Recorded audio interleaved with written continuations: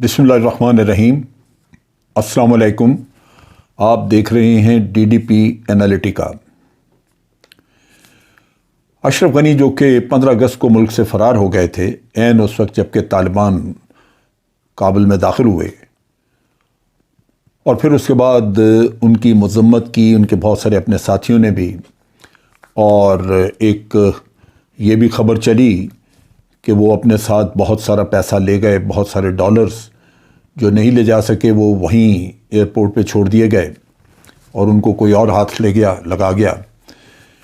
ये सूरत हाल लाजमन अशरफ गनी के लिए परेशान कुन होगी। बहुत देर तक तो इतने दिन वो बोले नहीं, लेकिन लाजमन अंदर से एक परेशानी होगी कि मैं कोई वजाहत पेश करूं। लिहाजा उन्होंने अभी एक बयान जारी किया जिसमें उन्होंने अफ़गान अवाम से माफ़ी भी मांगी और उन्होंने कहा कि मैं ये वजाहत देना चाहता हूँ, जो कि अवाम का हक़ है कि मुझसे वो लें।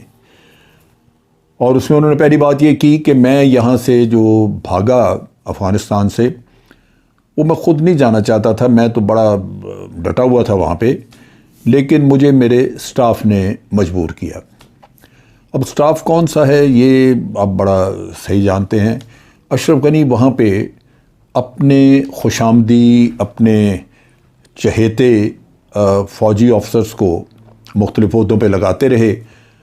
नाअहल थे लेकिन खुशामदी थे, इसलिए लगाना उनके लिए अपने तौर पे मुफीद था, या वो समझते थे कि उनके लिए अच्छा है। और इसी तरह का काबुल का दिफा भी ऐसे खुशामदी लोगों के पास होगा। उन लोगों ने चूँकि मुकाबला करना नहीं था तालिबान का, उनको कोई रेजिस्टेंस नहीं देना था, लिहाजा उन्होंने अशरफ गनी को हो सकता है ये मशवरा दिया हो कि आप यहाँ से भाग निकलें। लेकिन क्या अशरफ गनी को कोई मजबूर कर सकता था? अगर वो ख़ुद वहाँ से नहीं निकलना चाहते थे तो वो बिल्कुल एक बात सॉलिड कर सकते थे कि भाई मैं यहीं, मेरा मरना जीना यहीं है, मैं नहीं निकलूँगा। ये बातें वो शख्स कर रहा है जिसका अपना पासपोर्ट और शहरियत अफ़गानिस्तान की नहीं बल्कि अमेरिका की है। और अमेरिका का हमेशा ये वतीरा रहा है कि जब भी कहीं वो अपने तौर पे हुकूमतें बदलते हैं, वहाँ पे अपने मतलब के लोग लाना चाहते हैं, तो हमेशा उनको इसी तरह का कोई न कोई मोहरा मिलता है जिसको वो इंस्टॉल करते हैं और उसके ज़रिए फिर अपने मकसद के, अपने मामलात के काम निकालते हैं। आप देखिए कि हामिद करज़ई के दौर में अमेरिका ने वहाँ पे अफ़गानिस्तान में अपनी अफवाज को रखने का एक माहदा करना था, जिसमें ग़ालिबन 2023 तक वो रखना चाहते थे। तो हामिद करज़ई ने उसमें अपनी जान छुड़ाई। उसने कहा जी अगली हुकूमत आ रही है, वो फ़ैसला करेंगे। वो उससे कतरा गया।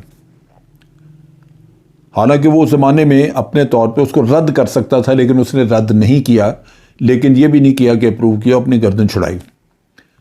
और जैसे ही हुकूमत मिली अशरफ गनी को, तो अशरफ गनी ने फ़ौरन वो माहदा पूरा कर लिया। ये वो चीज़ें हैं जो अमूमन अमेरिका हुकूमतें बदल के अपनी मर्ज़ी के लोग लगा के तो उनसे काम करवाता है, जो कि कौमी हमीयत, गैरत, कौम के मफादात उनके ऐन खिलाफ होती हैं। वो मिस्र में हुकूमत बदली देख लें, मोहम्मद मुर्सी की गवर्नमेंट हटाई, या वो साउथ अमेरिकन गवर्नमेंट्स देख लें जिनको हटाते रहे, जहाँ भी कहीं थोड़ा सा रेजिस्टेंस आया, इन्होंने ये काम कर दिखाया कि हुकूमत बदली, अपनी मर्ज़ी का अपना शहरी ला के वहाँ पे उसको बिठा दिया। अब अशरफ गनी साहब बताते हैं कि मैं नहीं चाहता था कि वहाँ कत्लेआम हो। 1990 की दहाई में जब सिविल वॉर थी, जो काबुल पे कब्ज़ा किया गया, उस वक्त गुलबदीन हिकमतयार थे जो कि काबुल पे कब्ज़ा करना चाहते थे, तो बड़ा नुकसान हुआ था, बड़ी कत्ल गारत हुई थी। मैं उससे बचना चाह रहा था। भाई आप क्या बचना चाह रहे थे? आप भाग गए, अवाम तो नहीं भागे, वो तो वहीं मौजूद है। अगर मुकाबला होता, अगर कोई जंग लड़ी जाती, तो वो तो लोग उसी तरह मारे जाते जिस तरह के पहले मारे गए थे। अगर कोई जान बचती किसी की, तो अशरफ गनी की बचती, जो भाग निकलने में कामयाब हुआ।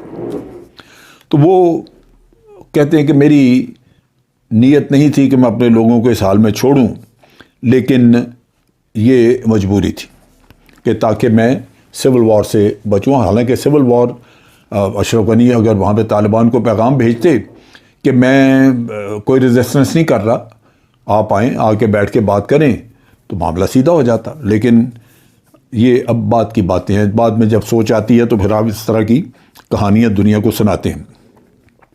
پھر وہ کہتے ہیں کہ ہماری سوسائٹی میں کرپشن بہت ہے، کرپشن نے بڑا نقصان کیا ہے، لیکن میں حاجی ہوں، میں بالکل صاف ہوں، میں نے کوئی کرپشن نہیں کی، میں کوئی پیسہ نہیں وہاں سے لے کے گیا، اور میں تیار ہوں اگر میرا آڈٹ کرنا چاہیں کر لیں، نیوٹرل کوئی پارٹی ہونی چاہیے، یونائٹڈ نیشن کر لے، فلاں کر لے، میرا حساب کتاب چیک کر لیں، میں نے کوئی پیسہ نہ کھایا نہ بنایا.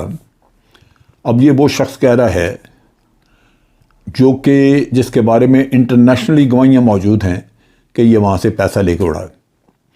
جب ایک سسٹم تھا تمہارا کرپٹ، اور تم اتنے اچھے تھے کہ تم نے کرپشن نہیں کی اور نہ تم کرتے تھے، تو باقیوں کو کیوں پالتے رہو؟ پھر وہ کرپٹ اور خوشامدی لوگ پلے اسی وجہ سے ہیں کہ تم بھی کرپٹ تھے. جب آپ پیسہ بنائیں گے تو نیچے والے کو آپ روک نہیں سکتے. سو یہ وہ چیز ہے جو کہ سارا اس کی باتوں میں تضاد، لیکن وہ اب اپنے عوام کو جس طرح پہلے بے وقوف بناتا رہا ہے، مزید بے وقوف بنانے کی کوشش کر رہا ہے.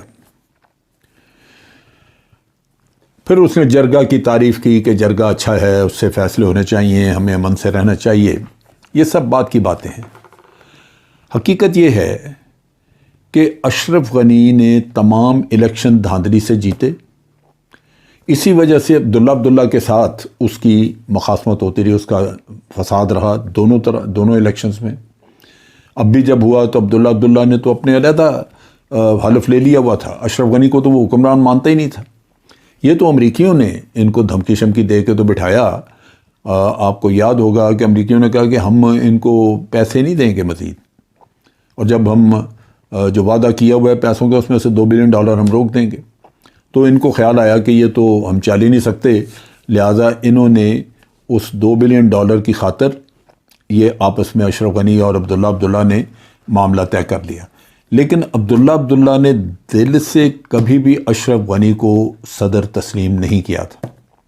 ہائی پیس کونسل جو بنی، جس کا کہ چیئرمین عبداللہ تھے، وہ جب بھی جاتے تھے مذاکرات کے لیے وہاں پہ دوحہ طالبان کے ساتھ مذاکرات کے لیے، تو وہ طالبان کے ساتھ انہوں نے اپنے پرائیویٹ رابطے رکھے ہوئے تھے.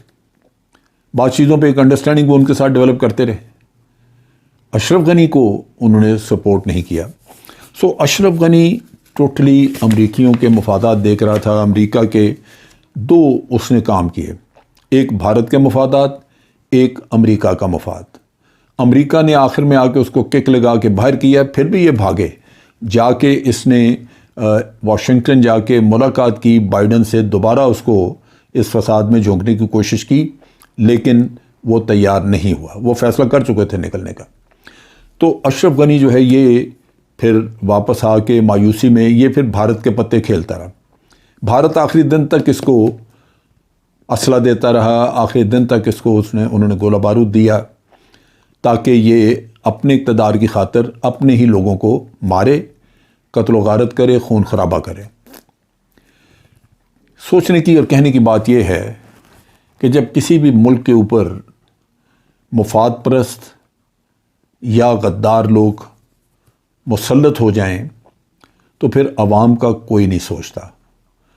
وہ اپنے مفادات اسی کی نگرانی کرتے ہیں، اسی کو پالتے پوستے ہیں، اور ان کے پاس کہنے کو الفاظ اور باتیں بہت ہوتی ہیں چکنی چپڑی، جن کے ذریعے وہ کوشش کرتے ہیں کہ عوام کو پھر دھوکہ دیا جا سکے اور ہم سرخرو ہو جائیں اپنی زبانی کلامی باتوں پہ.